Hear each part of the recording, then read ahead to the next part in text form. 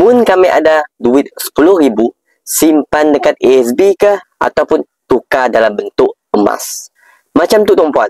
Mun duit 10,000 ya, ditanda saja selama 30 tahun dalam ASB, apa yang akan jadi?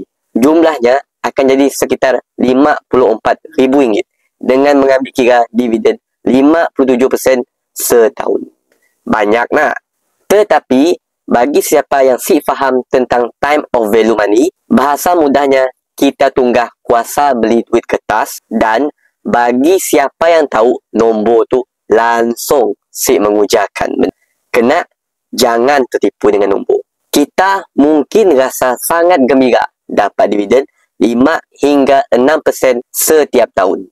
Tetapi pertambahan nombor tu sebenarnya menambah kekayaan kita pun bila diambil kira dengan kadar inflasi wang kertas tu, iaitu kadar kenaikan sebenar harga barang dan juga risiko kejatuhan wang ringgit. Kita boleh nanggak sejarah ringgit tu 30 tahun yang dulu.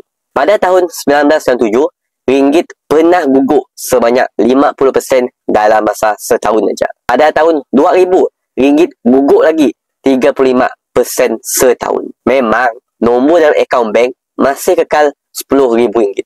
Tetapi hakikatnya kuasa belinya dah hilang 50% dan 30% dalam masa setahun saja.